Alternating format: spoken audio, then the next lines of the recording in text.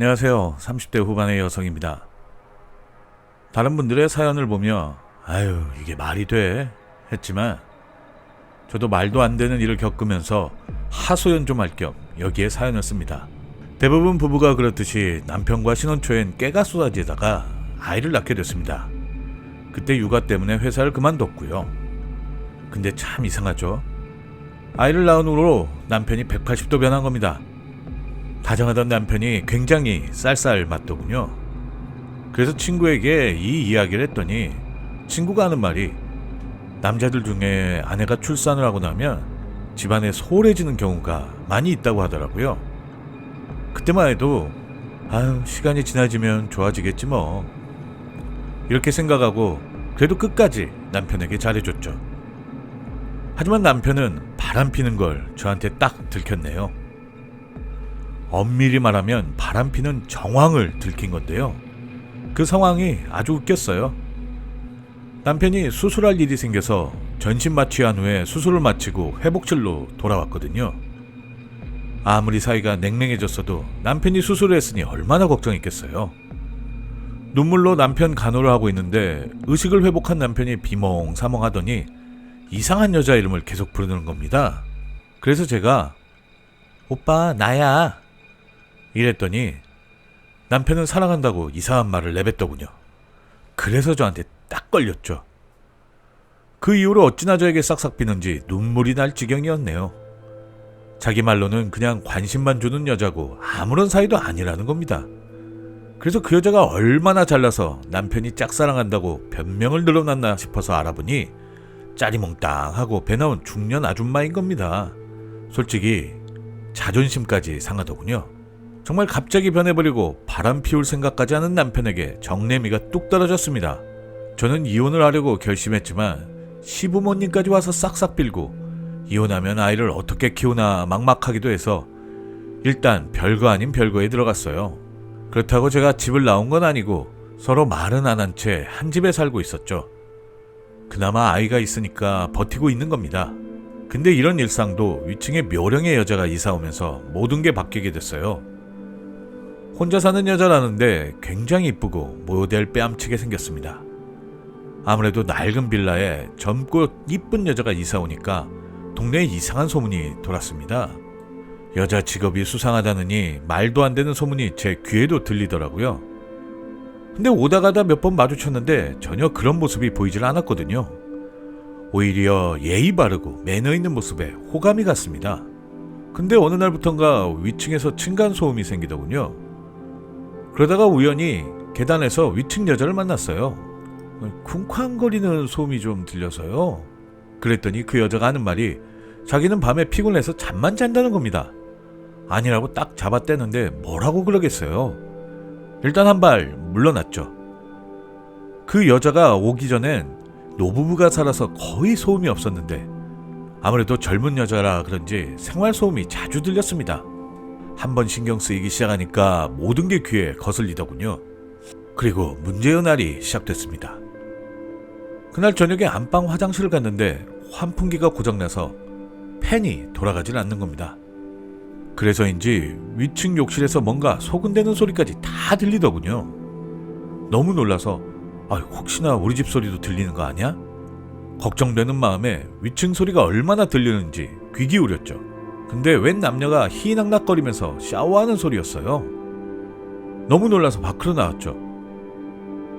솔직히 위아래 방음이 이렇게 안 좋은 줄은 몰랐어요. 그 전에 살던 노부부는 굉장히 조용조용하셔서 욕실에서 웃고 떠들진 않았거든요. 쫓아가서 화장실에서 조용히 해달라고 할 수는 없고 빠른 시일 안에 방음 장비를 하든가 아니면 위층 여자와 제대로 한판 붙어야겠다는 생각이 들었습니다. 그리고 며칠 후에 마트에서 그 여자를 우연히 만났습니다. 근데 그녀가 오히려 예의 바르게 혹시 아직도 소음이 들리나요? 최대한 조심하고 있는데 죄송해요. 이렇게 말을 이쁘게 하니까 되려 제가 미안해지더군요. 일단은 괜찮다고 말을 건넨 뒤에 집으로 돌아왔죠. 그렇게 집에서 애 밥 먹이고 이것저것 집안 살림하다가 잠이 들어 깨어보니 새벽 2시더군요. 작은 방을 살짝 들여다보니 남편은 아직도 안 들어왔고요. 안방 욕실에서 볼일을 보려고 하는데 위층 욕실이 또 시끌시끌한 겁니다. 새벽 2시에 뭔 짓인가 싶었죠. 우리 집이 조용하니까 그 소리가 더 또렷이 들리는 겁니다. 그냥 위층 여자가 자기 남편이랑 욕실에 있나 보다 생각하고 다시 눈을 붙이려고 하는데 잠이 오질 않아서 불 꺼진 거실에서 TV를 켜두고 시간만 때우고 있었죠. 그때 남편이 들어오더니 앉았냐며 엄청 놀라더군요. 그러더니 무슨 죄 지은 사람 마냥 조용히 방으로 들어가는 거예요. 기분이 별로였지만 별거 아닌 별거 중이니까 아무 말 하진 않았습니다. 그러다가 동네 아줌마 한 분이 드디어 위층 여자 정체를 알았다며 정보를 주는데 아니나 다를까 술 따르는 곳에서 일한 경력이 있다는 거예요. 처음엔 그게 뭐 어쩌라고 생각이 들었습니다. 직업이 그렇다고 해서 나한테 피해만 안 주면 되잖아요. 근데 욕실 소음이 들릴 때마다 저도 모르게 편견이 생기는 겁니다. 아유, 술집을 다녔다더니 신부는 어쩔 수 없구만. 이렇게 말이죠. 문제는 욕실 소음이 점점 빈번해지고 유독 욕실에서만 샤워 소리와 남녀의 웃음소리가 새어나오니까 괜히 아이가 들을까봐 염려가 되는 거예요. 차라리 정해진 요일과 시간이라도 있으면 미리 대비라도 할 수 있을 텐데 위층 여자는 낮이고 밤이고 가리질 않는 겁니다. 어쩔 땐 낮에도 집에서 샤워를 하는데 슬슬 짜증이 나는 거예요. 물론 다른 방에 있거나 거실에 있으면 소리가 나진 않고 소음이 제 생활을 방해하는 건 아닌데도 괜히 짜증이 나더군요. 밤에 웃음을 파는 사람이면 낮에는 조용히 잠이나 잘 것이지 남자친구인지 남편인지 모르겠지만 아침에도 밤에도 시도 때도 없이 욕실을 사용하며 희낙낙거리니까 짜증이 나는 겁니다. 그렇다고 샤워 좀 그만해요 라고 따질 수도 없어서 타이밍만 보고 있었죠. 그런데 하루는 남편이 집에 일찍 오더군요. 그런가 보다 했습니다. 아직 마음의 앙금이 안 풀려서 본체만 체하는데 남편 몸에서 아주 향긋한 냄새가 나는 거예요. 제가 개코라서 그런 건 기가 막혔거든요. 이게 무슨 향이지 하며 수상쩍다 생각만 했습니다. 그러다가 다음날 마트에서 위층 여자를 만났죠. 그래서 이참에 자연스레 한마디 해야겠다 생각해서 욕실 소음이 좀 지나치다고 했더니 미안해요. 변기를 통해서 소리가 내려갈 수도 있다고 하더라고요. 제가 더 조심할게요. 이러면 엄청 미안해하는 거예요. 이렇게 사과하니 저도 웃으면서 그냥 넘어갔어요. 근데 그 여자가 바디 클렌저를 사더라고요. 근데 제가 안 써본 물건이라서 물어봤죠. 그거 향 좋아요? 그랬더니 독특하고 향이 오래가서 즐겨 쓴다고 하더군요. 그러면서 자기도 매일 이걸 써서 피부 좋다며 자랑하는데 그 향기가 남편한테서 났던 거랑 비슷한 겁니다. 순간 머릿속에서 여러 가지 상상이 들더군요. 혹시 남편이? 하지만 심증은 심증일 뿐이잖아요. 그래서 일단 꾹 참았다가 아무래도 위층을 한번 확인해봐야겠다는 생각에 다음날 점심쯤에 동네 시장에서 귤을 좀 산 후에 위층에 올라갔습니다. 마침 그녀가 있길래 시골 고향집에서 귤을 잔뜩 보내갔길래 이웃끼리 나눠 먹으려고요. 그러면서 커피 한 잔 얻어먹고 싶다는 핑계로 안으로 들어갔죠. 한눈에 봐도 아기자기하게 꾸며놓고 뭔가 묘하게 야식구리하더군요. 그래서 아니 욕실이 얼마나 방음이 안 되는 걸까? 이렇게 너스레를 떨며 자연스레 욕실로 가보니 세상에나 욕조가 이쁘게 치장되어 있는 거예요. 예전에 노부부가 살 때 할머니가 할아버지 목욕시켜줘야 해서 자식들이 욕실 공사를 시켜준 적이 있었는데 그때 월풀 비슷한 게 들어왔다는 소리는 들었지만 직접 보니 입이 벌어지더군요. 낡은 빌라에 이런 월풀이 있을 줄이야. 근데 그 월풀을 이것저것 치장하고 꾸미니까 좀 야식구리하게 보였습니다. 그래서 제가 아유 남편이랑 여기서 즐거운 시간 보내나봐 했더니 그녀는 피식 웃곤 커피 한 잔 타주더군요. 그러면서 하는 말이 남편 없어요. 가끔 남자친구가 놀러와요. 그래서 제가 무슨 일 하냐니까 무슨 프리랜서라고 하는데 딱 봐도 집에 온갖 화장품과 옷들만 있을 뿐 전문적으로 일하는 커리어 우먼으로 보이진 않더군요. 근데 그때 그녀가 무슨 톡을 봤더니 답장을 한참 쓰다가 언니 죄송한데 제가 지금 일을 해야 해서요. 나중에 또 놀러오세요. 이러는 겁니다. 알았다며 그 집을 나왔죠. 그렇게 집에 내려왔는데 뭔가 자꾸 느낌이 이상하더군요. 그런데 한 30분쯤 지나니까 욕실에서 또 남자 소리에 물소리가 들리는 겁니다. 이 정도 되니 뭔가 답이 딱 나왔어요. 여러분도 뭔지 아시겠죠? 그런데 이걸 경찰에 불법으로 신고를 해야 하나 말아야 하나 고민이 들더군요. 일반 가정집에서 좋아하는 사람끼리 그랬다고 하면 경찰도 뭐라고 할 수는 없을 테니까요. 이걸 한 방에 보낼 수가 없을까, 증거를 잡을 수는 없을까 고민하다가 묘수가 떠올랐습니다. 그리고 때를 쭉 기다렸죠. 그리고 그때가 왔습니다. 하루는 남편이 늦는 겁니다. 바로 오늘이라 생각했어요. 아이는 친구네 집에 잠시 맡기고 안방 욕실에서 소음을 다 들어봤어요. 또 조용하더군요. 미칠 것 같았습니다. 제가 무슨 미친년이 된 느낌이었어요. 점점 기운이 빠지고 지쳤지만 오직 때를 기다렸죠. 그때 마침 샤워 소리가 들리더군요. 바로 이때다 싶었죠. 그리고 바로 경찰에 위층이 불법적으로 뭔가 이상한 짓을 한다며 신고를 했고요. 그리고 출동한 경찰을 안내해서 저도 따라 올라갔습니다. 경찰이란 말에 그 여자가 문을 열어주는데 딱 봐도 이미 화장도 지워지고 당황한 기색이 역력하더군요. 그러다가 저를 보더니 언니는 왜 경찰이랑 같이 있어요? 구경 왔어? 이러면서 안으로 치고 들어갔죠. 경찰도 신고 들어왔으니 확인을 해야겠다며 그녀 집으로 들어왔고요. 집안 구석구석 보는데 침대에 있는 남자를 두고 경찰이 누구냐고 묻는 소리가 들리는 겁니다. 그 남자가 애인 사이라고 하길래 바로 가서 그 남자 얼굴을 보니 아니나 다를까 제 다리는 확 풀렸습니다. 그 자리에 주저앉아 펑펑 울고 말았네요. 제가 상상한 그대로였습니다. 남편이더군요. 제가 남편 머리끄댕이를 잡으며 네가 애인이라고? 웃기고 있네. 경찰 아저씨, 이 자식 콩밥 먹여주세요. 이를 악물고 이야기했습니다. 그랬더니 위층 여자도 체념했는지 이야기하더군요. 말 그대로 빌라를 빌려놓고 거기서 몰래 영업을 했던 겁니다. 저는 두 사람을 정신적 손해배상 청구하고 남편 탈탈 털어서 금융치료시켜주고 이혼소송 걸어버렸습니다. 남편은 그리고 형사처벌도 받게 생겼죠. 이걸 고소하다고 해야 할지 뭐라 해야 할지 글을 쓰면서도 한숨이 나오네요.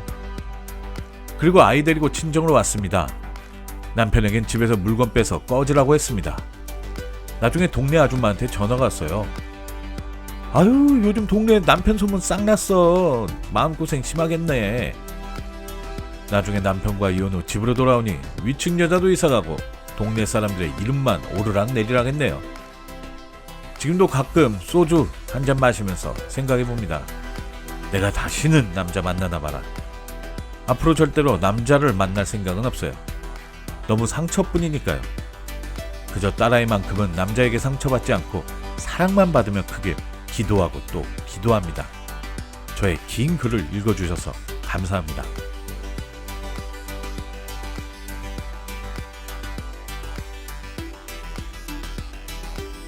사연 읽어드립니다. 저는 정말 가난한 집에서 태어났습니다. 80년대에도 우리 집이 초가집이었다면 믿으시겠어요?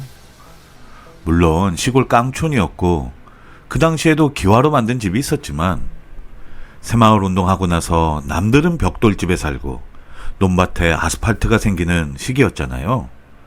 그런데도 우리 집만 초가집이었어요. 그만큼 아빠가 능력이 부족했죠.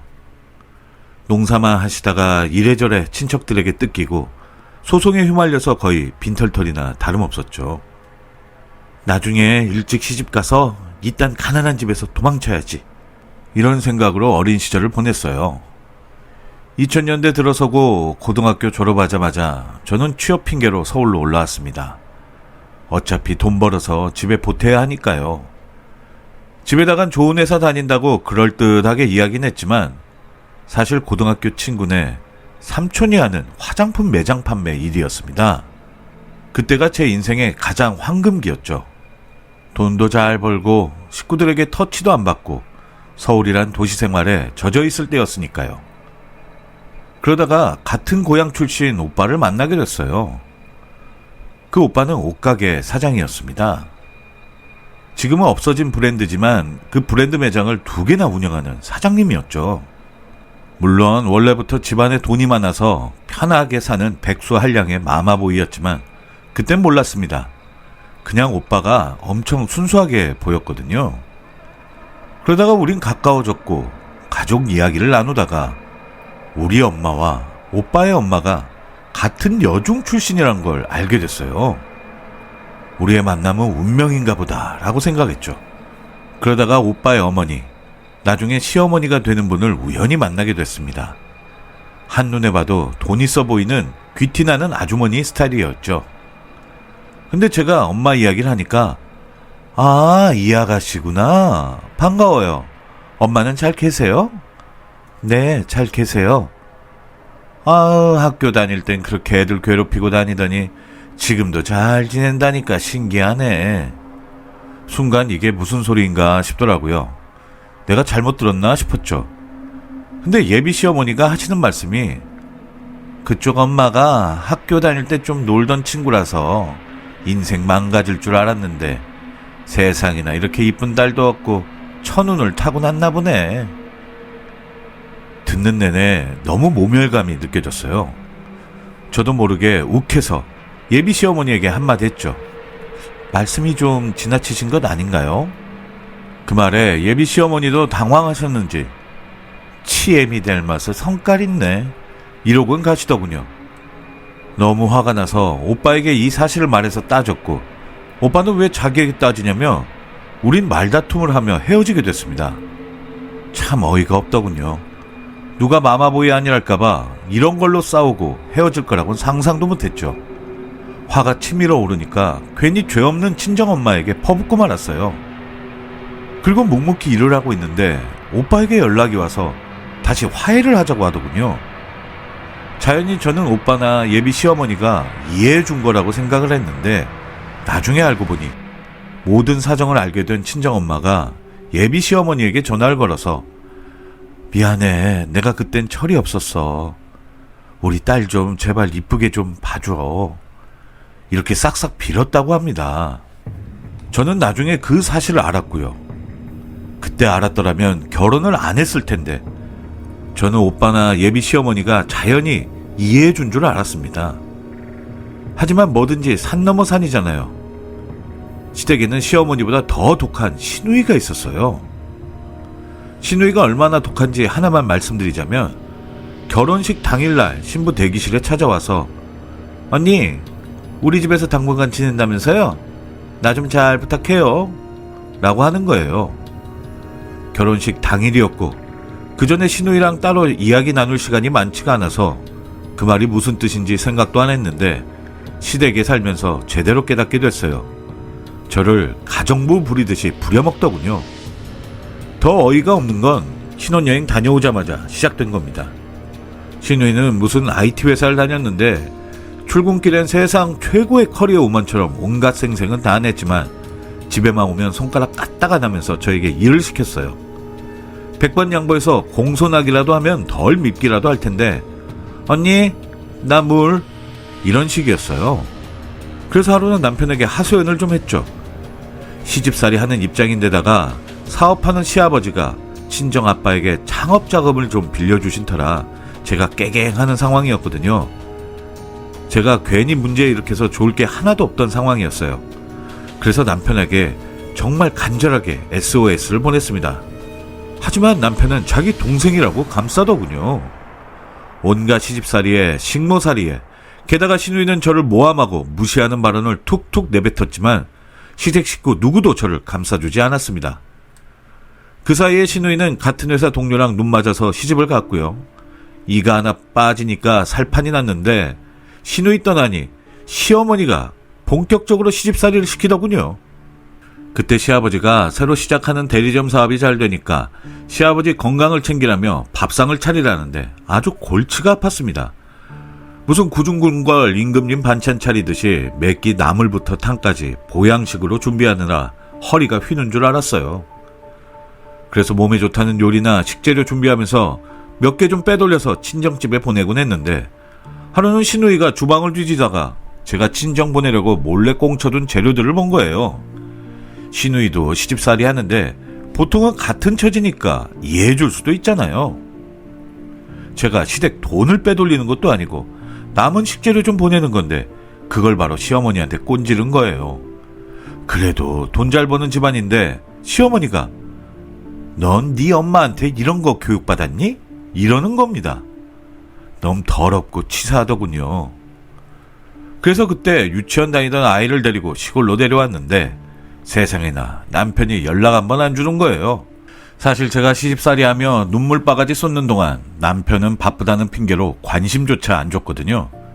근데 일이 이렇게까지 됐어도 미동조차 안 하는 것은 남편이 뭔가 다른 일에 빠진 거란 촉이 딱 오는 겁니다. 혹시나 바람이라도 피는 건 아닐까 의심이 들어서 남편의 뒤를 좀 캐보니까 남편은 대학 동창에게 의류 대리점을 열어주고 그거 매장 정리해주느라 오지 않는 거였어요. 장사하겠다고 발버둥 치는 거니 이해는 했지만 그래도 내심 섭섭하더군요. 그렇게 한 달 가까이 연락이 없으니 별의별 생각이 다 드는데 세상에 시누이랑 시어머니가 시골의 친정집으로 온 거예요. 저희 엄마랑 아빠는 혜택을 받은 게 있으니 버선발로 뛰쳐나가서 시어머니랑 시누이를 맞아줬고요. 솔직히 그걸 떠나서 어쨌든 사돈이 오셨으니 예의를 갖춰줬죠. 근데 시어머니는 뭐가 그리 베베꼬였는지 우리 엄마를 상당히 하대하듯이 이야기를 하는 거예요. 그러면서 사돈지간을 떠나서 동창으로서 이야기 좀 할게. 너는 딸 교육을 어떻게 시킨 거야? 모르는 사람이 보면 무슨 사모님과 몸종이 대화 나누는 줄 알았어요. 딸 가진 게 죄인이라지만 이건 아니다 싶더라고요. 근데 시누이란 년이 불을 제대로 지펴줬어요. 아, 엄마 빨리 가자. 여기 꼬랑내나. 아우, 집이 더럽다. 순간 너무 화가 나서 시누이한테 너한테서 나는 천한 냄새는 어떡하냐? 그냥 대놓고 말했죠. 간만에 진짜 제 성격이 나온 거예요. 당연히 시누이 난리 나고 엄마는 미안하다고 사과하면서 저를 말리고 시어머니는 이게 무슨 짓이냐며 소리치시곤 어이없다면서 다시 가버리셨어요. 아주 난장판이 된 거죠. 어머니는 왜 그랬냐고 오히려 저를 구박하며 따지셨고 아빠는 되려 시원하다면서 잘했다고 칭찬해 주셨지만 얼굴엔 이미 근심이 가득하셨어요. 뻔했거든요.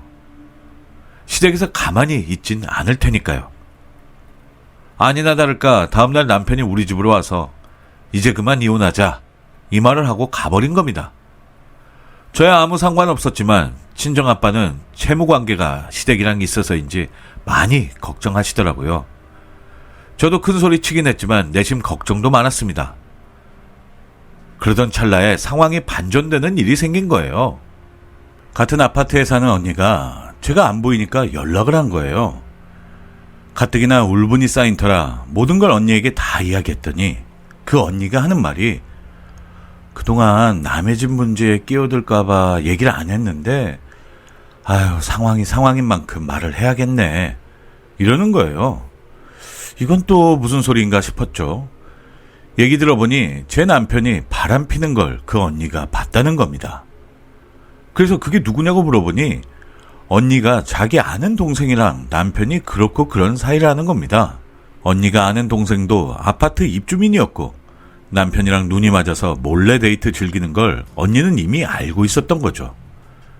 하지만 차마 저한테 이 사실을 말하지 못했는데 제 처지가 딱하니까 몰래 돕겠다고 약속을 해줬어요. 그러면서 그 언니가 남편이랑 그 여자가 팔짱 끼고 돌아다니고 아파트 근처 으슥한 곳에서 입맞춤하는 것도 촬영해서 보내줬습니다. 근데 아주 웃긴 건 그 아는 동생이 남편 대학 동창이자 대리점 사업을 같이 하는 사람이었습니다. 제가 지인을 통해 남편 뒷조사를 할 때 이걸 눈치챈 남편이 대학 동창이랑 대리점 사업하느라 바쁘다고 슬쩍 가짜 정보를 흘린 거였습니다. 저는 그것도 모르고 바쁜 남편한테 미안해했던 거고요. 참 그 인간을 믿은 제가 미친년이죠. 그리고 다음날 시댁으로 쳐들어가서 사진을 뿌리며 한마디 했어요. 위자료 넉넉히 주세요. 저는 이혼할 거니까요. 그 말에 시아버지가 노발대발하면서 오빠 뺨을 후려치고 시어머니한테 자식 교육 어떻게 시켰냐며 난리가 났죠. 사실 시아버지는 가정의 문제를 일으키지 말라는 분이셨거든요. 근데 그걸 남편이 어겼으니 난리가 난 겁니다. 자연히 오빠도 저에게 잘못했다고 자기가 잠시 미쳤었다며 싹싹 빌고 시어머니도 절대로 이혼은 하지 말아달라며 빌었어요. 그러면서 친정이 빌려준 사업자금은 갚은 셈 치게 해주겠다며 큰 제안을 하는 겁니다. 시아버지가 가만히 계시지 않을 텐데 괜찮으시겠어요? 아유, 그거 내 비상금으로 어떻게든 막으면 돼. 네 시아버지는 모를 거니까 걱정 말고 절대로 이혼은 안 된다. 알았지? 솔직히 엄청나게 갈등은 했습니다. 이혼할까 말까 이러다가 그래도 우리 집 채무관계 청산도 되고 이참에 시댁 식구들 버르장머리를 고쳤다고 생각돼서 일단 이혼은 안 하고 참기로 했죠. 그렇게 한 3년은 무리 없이 살았습니다. 기세등등하던 시어머니도 꼬랑지 내리며 조용하셨고 남편도 제대로 깨갱하더니 큰 문제 없이 잘 살게 됐죠. 근데 청천벽력 같은 소식을 들었어요. 나이가 드신 엄마가 치매 기운을 보인다는 거예요. 이제야 좀 엄마한테 뭘 해드릴 수 있을 것 같은데 엄마가 점점 기억을 잃어간다는 사실이 너무 슬프더라고요. 아무래도 제가 시골집에 당분간 내려가 있어야 하겠더라고요. 그리고 이 사실을 조심스럽게 남편과 시어머니에게 말씀드리니 사돈이기 전에 동창이니까 시어머니가 같이 가자고 하시더군요. 그리고는 치매 걸린 우리 엄마를 보자마자 아이고 이게 뭐니 나 몰라 네 동창이잖아 네 사돈이잖아 이러면서 울먹거리시는 거예요. 그때까지만 해도 미우나 고우나 그래도 시어머니로구나 이런 생각에 잠시 울컥하더라고요. 잠깐 두 분이 있게 해드리려고 저는 부엌에 가 있다가 다시 방으로 들어오는데 정말 보지 말아야 할 장면을 보고만 겁니다. 시어머니가 우리 엄마 볼을 꼬집으며 완전 바보네. 넌 금붕어니? 뭘 이렇게 입만 뻥끗거려? 이러는 겁니다. 동갑내기 동창끼리 인생을 돌아보며 한마디 툭 하는 거니까 이해하려고 했는데 그게 굉장히 마음에 걸리더라고요. 하지만 사건은 더 크게 벌어졌습니다. 일단 큰 병원에 가서 치료라도 좀 받아보려고 며칠간 우리 집에 친정엄마를 모시게 됐어요. 근데 저도 24시간 엄마 곁에만 있을 수 없으니까 잠깐 외출하고 들어오면 시어머니의 구박과 가끔 와서 집안을 깽판치는 시누이의 폭언이 있었던 겁니다. 친정엄마가 가끔 실례를 하면 이 노인네가 어디다가 이런 냄새를 풍겨 어우 냄새나는 노인네. 아무리 치매 걸린 노인이라 해도 사돈인데 이런 막말을 하는 시누이가 죽이도록 미웠죠. 그래서 싸움도 많이 했고요.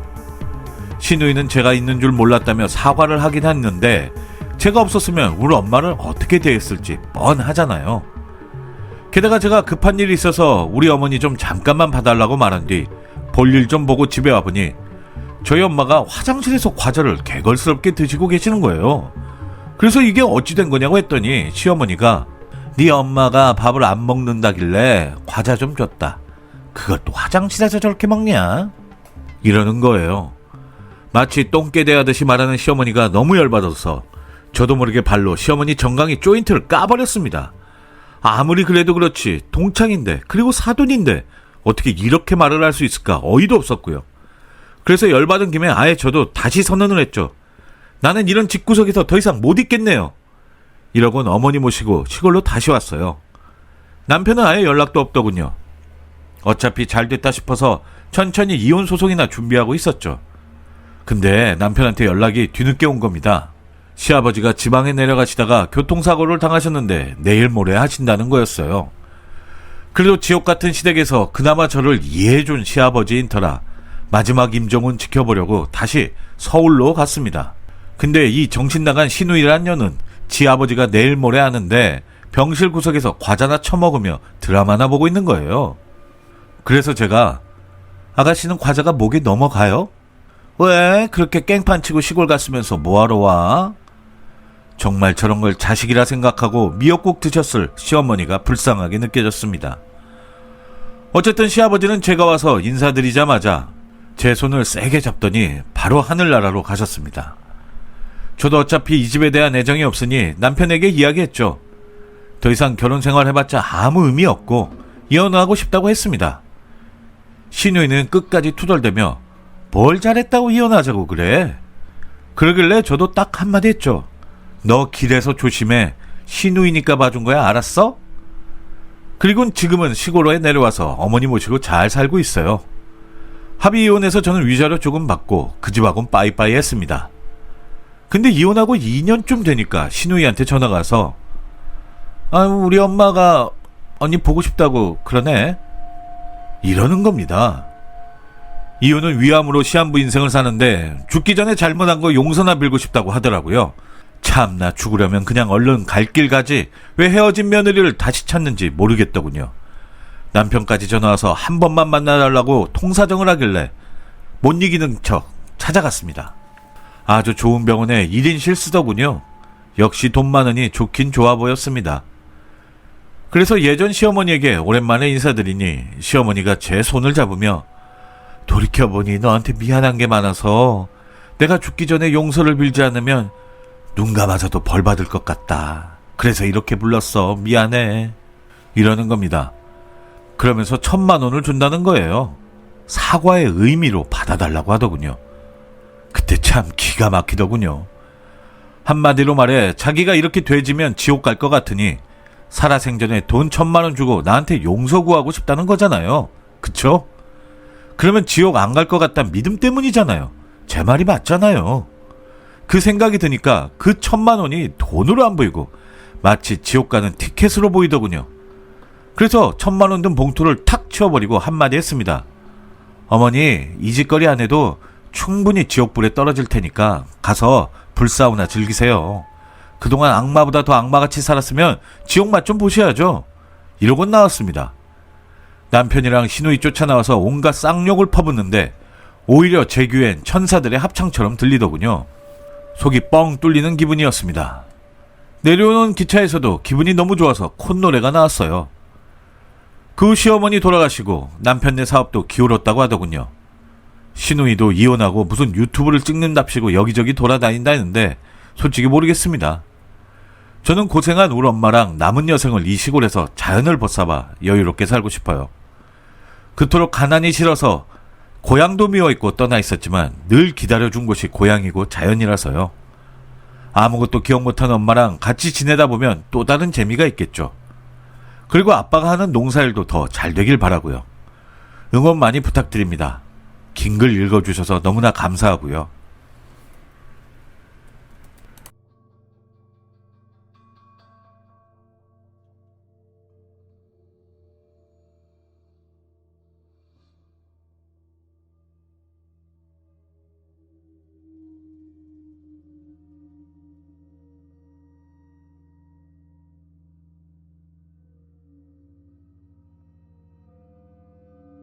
사연 읽어드리겠습니다. 누가 더 나쁜 사람인지 이야기를 듣고 싶어서 이렇게 사연을 보냅니다.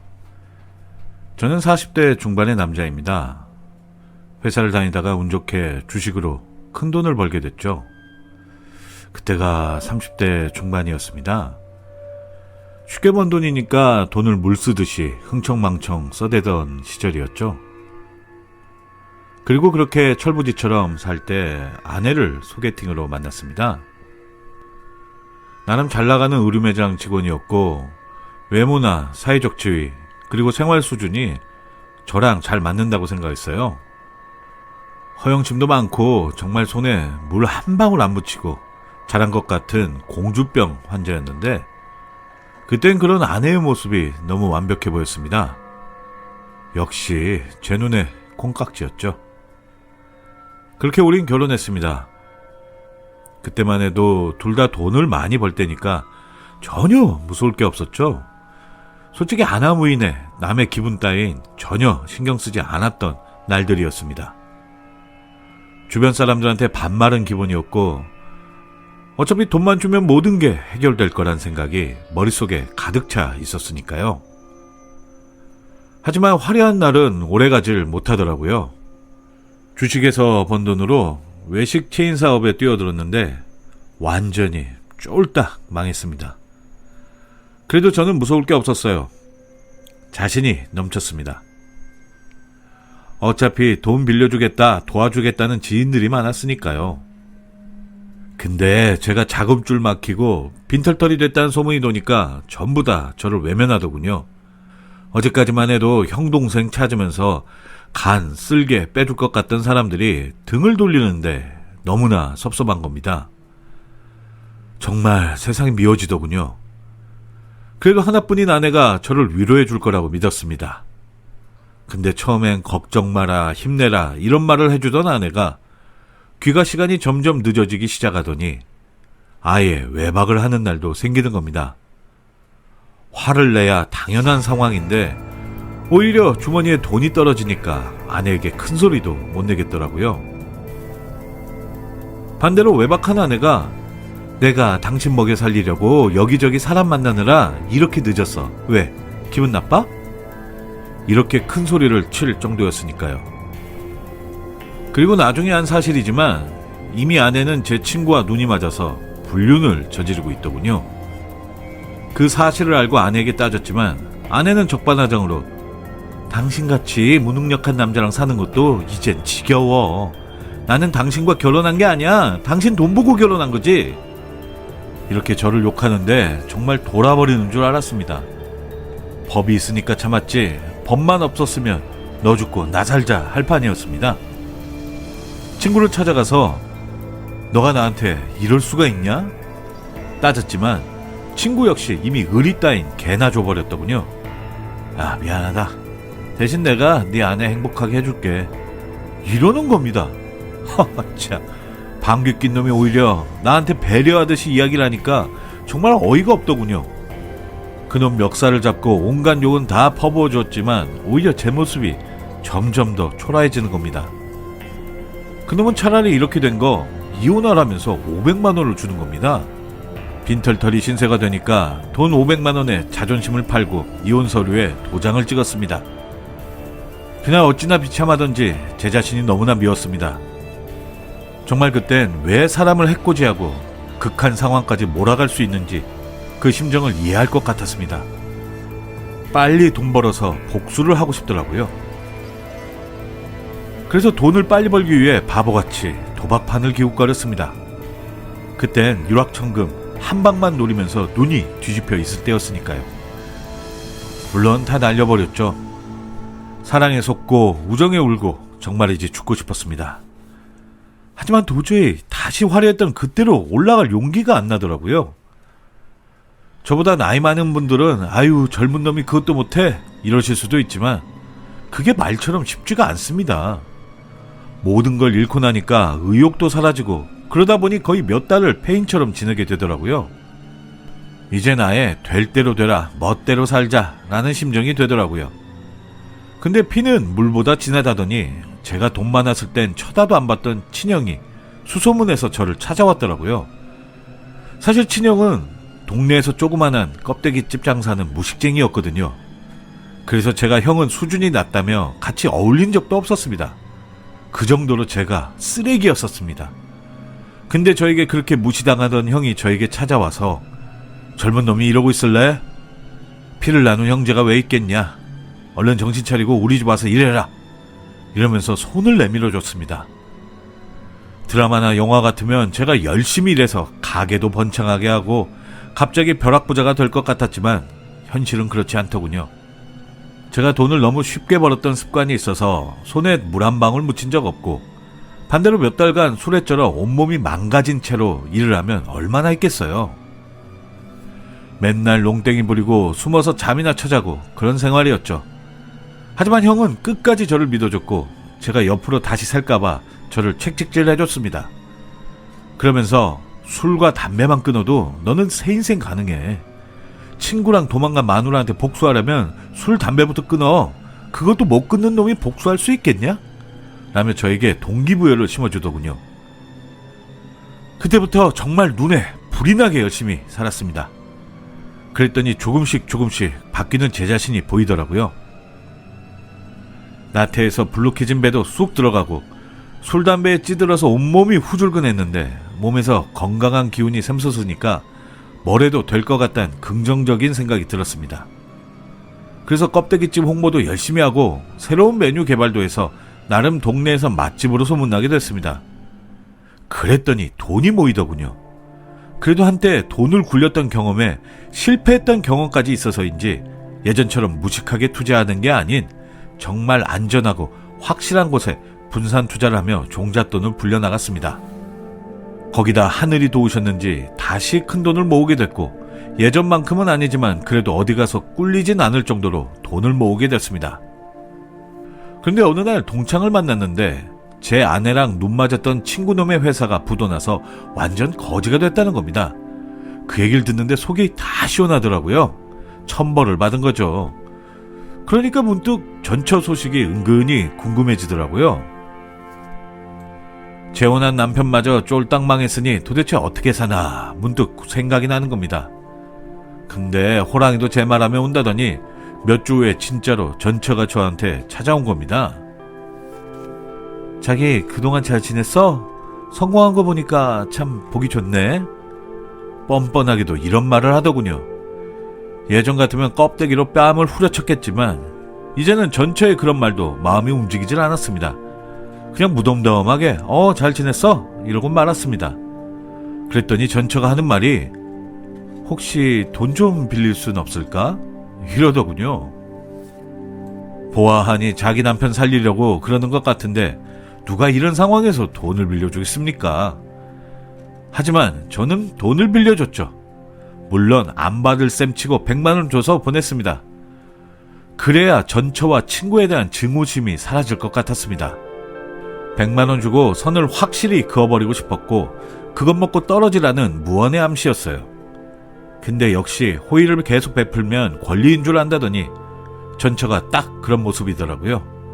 한 주가 멀다곤 찾아와선 돈 좀 빌려달라고 하더니 점점 선을 넘어가기 시작하는 거예요.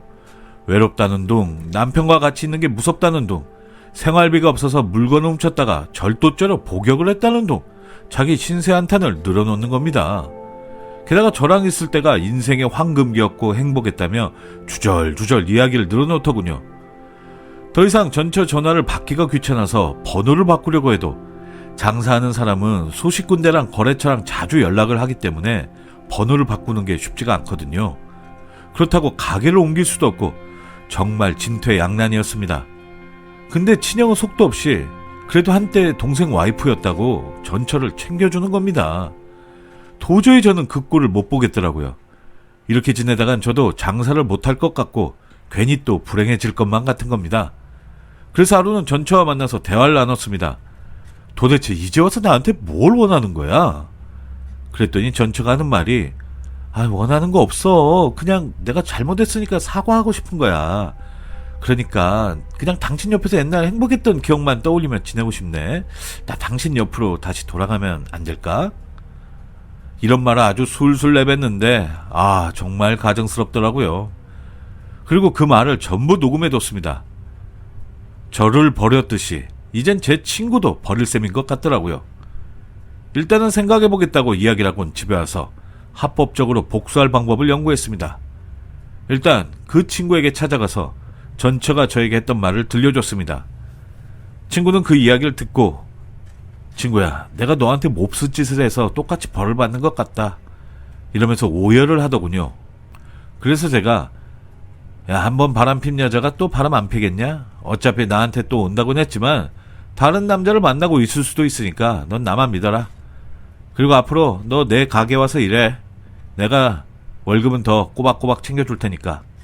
그리고 그 친구가 제게 개밥같이 줬던 500만 원을 똑같이 던져주면서 이걸로 일단 씻고 옷 좀 좋은 것 좀 사고 조만간 출근해라 라고 멋있게 되갚아줬죠. 친구는 무릎을 꿇더니 친구야, 미안하다. 네 마누라를 뺏은 나 같은 놈을 걷어주다니. 너를 배신해서 미안했다. 다시는 이러진 않을게. 이러는 겁니다. 그리고 그날 밤에 전처에게 전화를 했습니다. 사실 나도 널 그리워하고 있었어. 그러자 전처는 이제야 자기 마음을 알아줬다며 사랑한다고 난리를 치더군요. 물론 나중을 위해 밑밥을 깔아놓은 계획 중 하나였어요. 그리고 바로 친구는 저희 가게 매니저로 취직을 시켜줬습니다.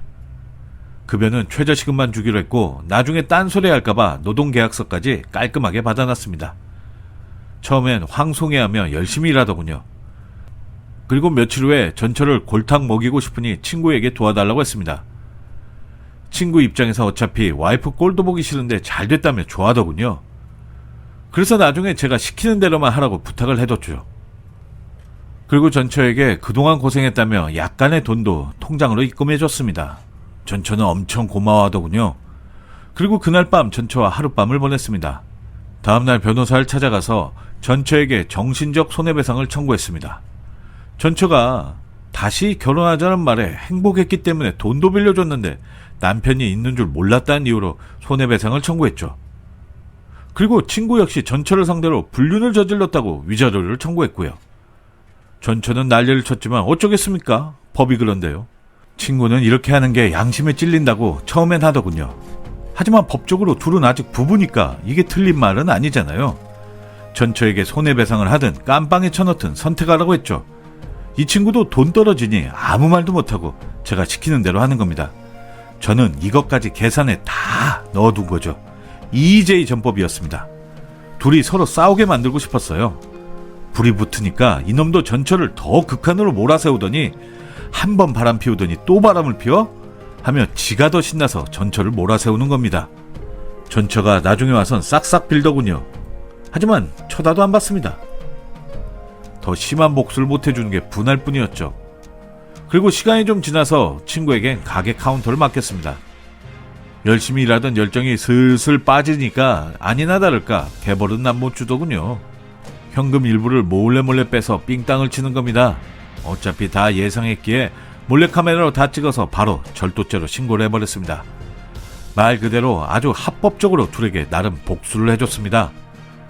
나름 치밀한 계산으로 둘에게 엿을 먹인 것이죠. 솔직히 법만 없었으면 이렇게 머리 쓰면서 복수 안 했을 겁니다. 하지만 이게 나름 최선의 방법이고 둘을 동시에 보낼 수 있는 방법이겠더라고요. 요즘은 두 사람 얼굴 한 번이 정말 살 것 같네요. 썩은이 두 개가 사라져서인지 형과 함께 구상적인 외식 사업도 요즘 잘 나가고 있습니다. 직원도 더 뽑아야 할 것 같고요. 그리고 앞으로 두 번 다시 사람을 무시하고 돈만 바라보는 인생이 아닌 정말 남을 위해 그리고 가족을 위해 사는 인생을 살고 싶습니다. 저의 긴 글을 읽어주셔서 감사합니다.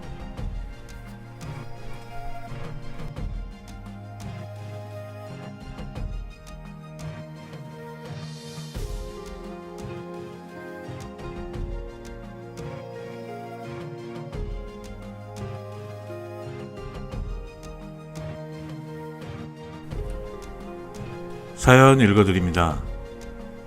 안녕하세요. 저는 40대 후반 남자이고 지금은 농부로 열심히 살고 있는 사람입니다. 농대를 나와서 아버지 고향으로 내려온 후에 30대부터 자리를 잡았고 규모가 엄청 크진 않았지만 그래도 이 지역에선 나름 유명한 자동화된 농장입니다. 그래서 혼자 먹고 사는데 지장은 전혀 없고요. 웬만한 대기업 부장보단 잘 벌고 있죠. 하지만 결혼은 아예 포기하고 있었어요. 저를 만나려는 아가씨도 없었고 농촌이라고 하면 기겁을 했으니까요. 아무래도 혼자 살 팔자라고 생각하고 살았죠. 그때 마침 미국으로 이민 간 친구에게 연락이 온 겁니다. 마침 한국에 왔으니 얼굴 한번 보자고 하더군요. 보통 그런 친구가 오면 이 사람 저 사람들이 다 같이 모이잖아요. 저랑 비슷한 생각인지 이민 간 친구들의 지인들도 몇 명 모여 있더군요. 그런데 그 자리에 있는 여성 중에 한 분이 제 눈에 쏙 들어왔습니다. 참 평범해 보이는 여성인데 굉장히 단정하고 말투에 기품이 있어 보였어요. 특히 웃는 얼굴이 너무 예뻐서 보는 내내 기분이 좋아지는 겁니다.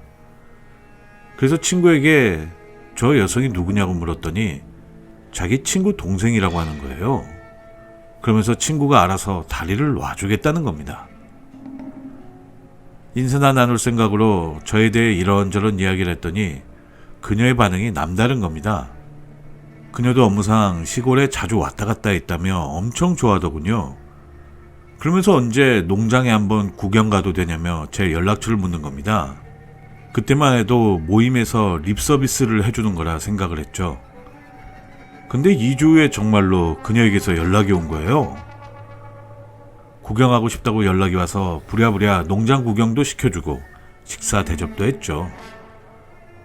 정말 얼결에 제 비전도 들려줬고요.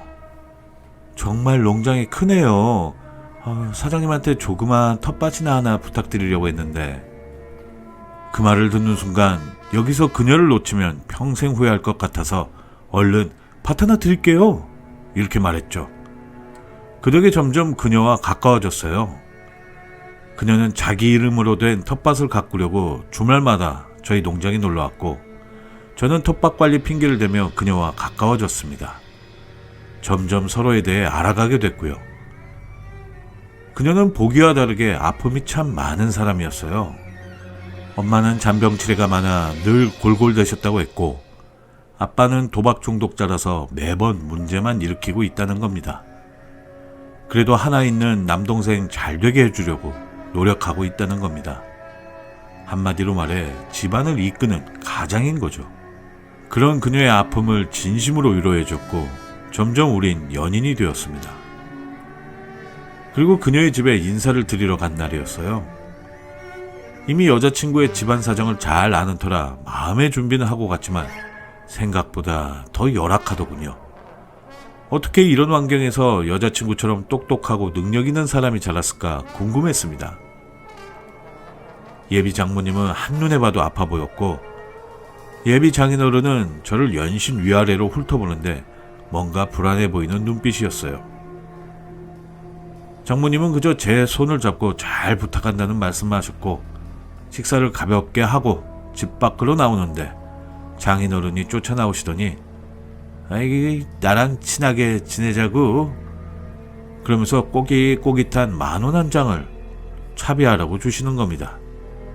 한눈에 봐도 지저분했지만 그래도 예비 장인이 주는 용돈인데 거절할 수가 없더군요. 그렇게 결혼 절차가 이루어지고 드디어 우린 결혼했어요. 아내는 서울 직장을 그만두고 시골로 내려왔고요. 처남도 주말이면 내려와서 일손도 돕고 함께하는 시간이 많아졌죠.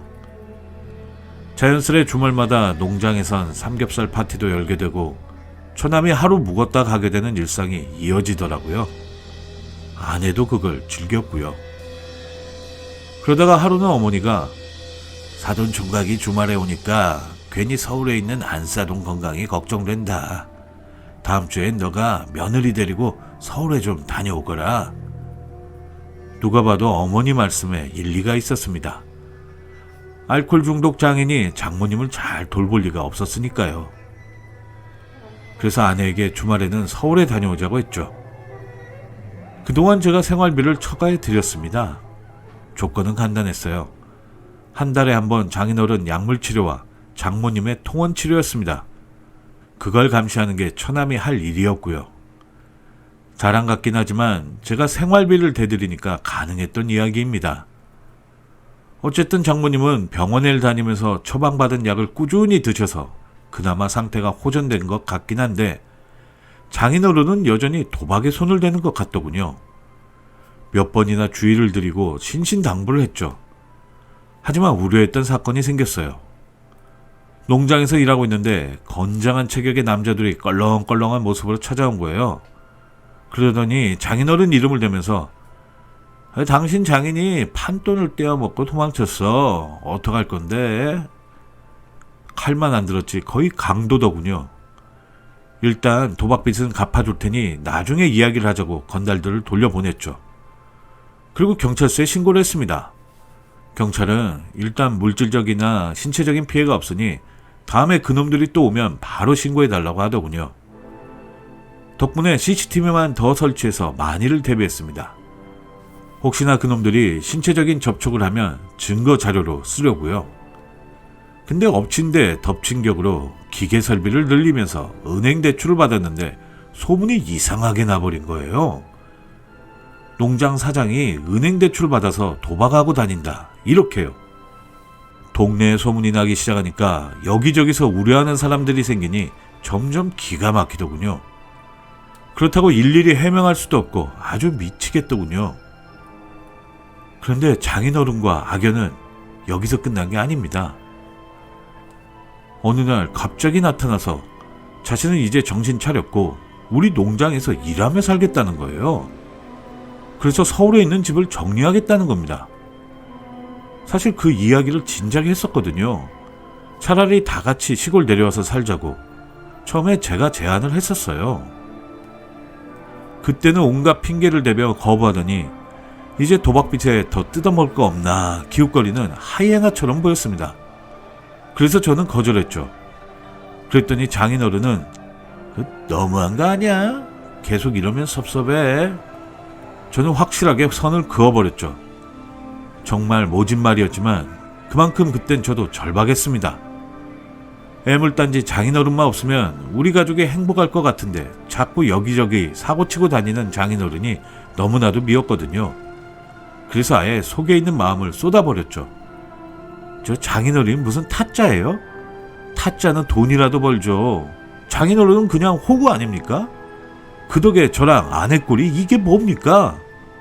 그동안 쌓인 게 너무 많다 보니 저도 막 터져 나왔어요.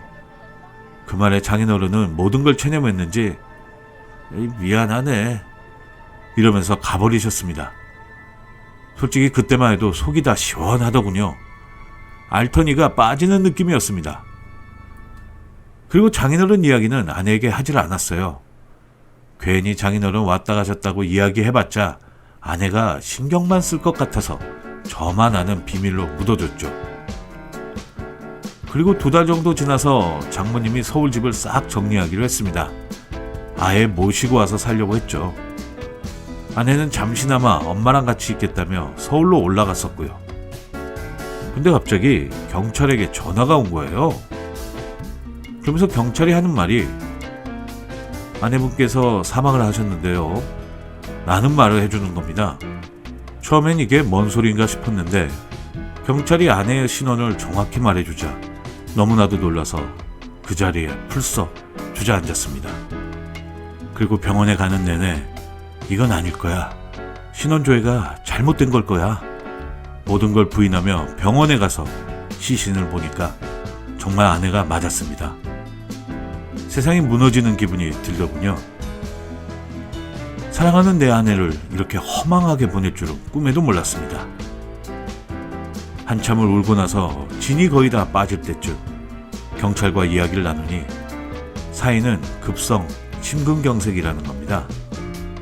그것도 강남역 화장실에서 갑자기 쓰러져서 사람들 신고로 병원으로 오다가 사망했다는 겁니다. 말 그대로 갑자기 심장에 무리가 왔다는 거예요. 하지만 아내는 정말 건강했거든요. 그럴 리 없어요. 얼마나 건강한 사람이었는데요. 그리고 지금 마흔도 안 된 사람이 무슨 심근경색이에요. 이러면서 의사를 붙잡고 따졌죠. 근데 병원 의사가 말하기를 아마 임신한 상태여서 약을 먹지 않았거나 치료를 늦춘 것 같다고 하는 겁니다. 알고 보니 아내는 임신 초기였던 겁니다. 그 말을 듣는데 눈물이 왈칵 쏟아져 나오더군요. 아내는 제가 행여나 걱정할까봐 자기 심장이 고장나 있는데도 불구하고 아이가 확실히 뱃속에 자리 잡을 때까지 꾹꾹 눌러 참았던 겁니다. 하다못해 감기약 하나만 먹어도 아이에게 잘못이 생길까봐 모성애 하나로 버티다가 끝내 사망을 하고 만 거예요.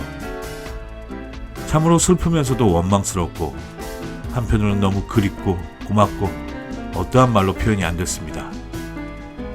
아내의 시신을 붙잡고 통곡을 했네요. 그리고 장례를 치렀죠. 장례식 내내 비통했습니다. 근데 눈물이 말라버려서인지 더 이상 눈물이 나오지도 않고 그냥 계속 멍하니 아내의 얼굴만 떠올랐습니다. 어디서 소식을 들었는지 장례식장에 오신 장인어른도 아내 영정 앞에서 한참을 울기만 하셨어요. 그리고 내비 자격 없다며 그냥 가시더군요. 그래도 밥이라도 드시고 가라고 했더니 자식보다 오래 사는 애비가 무슨 자격으로 밥을 먹겠나 이러면서 가시더군요. 솔직히 계속 계셔도 불편했을 것 같아서 가시는 게 낫겠다는 생각도 들었어요.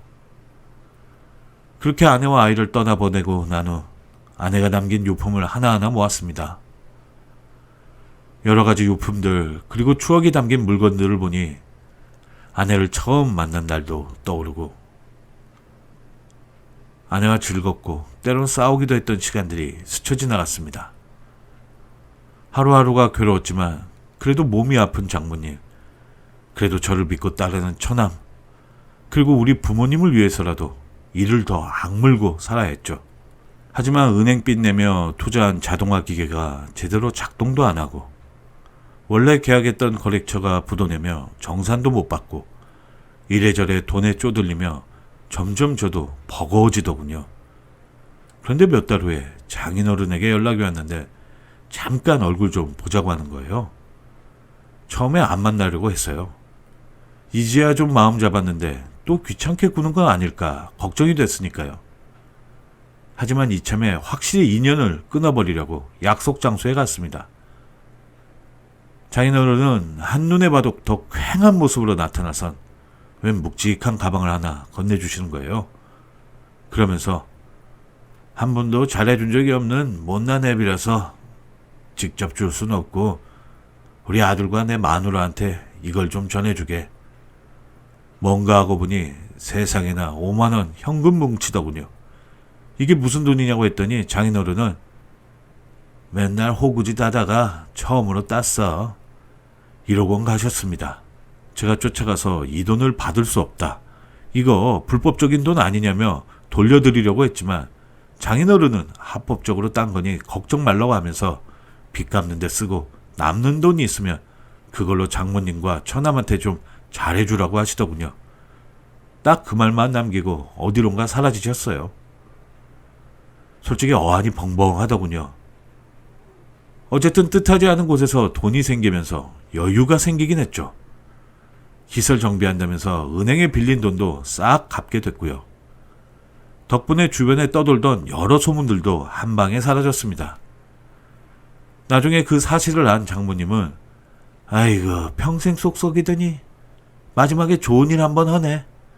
그 돈은 자네 돈이나 다름없으니 마음대로 쓰게나. 이걸 고마워해야 할지 아니면 그렇게 속썩이던 분이 마지막에 신세를 갚았다고 해야 할지 참으로 난감했지만 그래도 급한 불을 끌 수는 있어서 감사했습니다.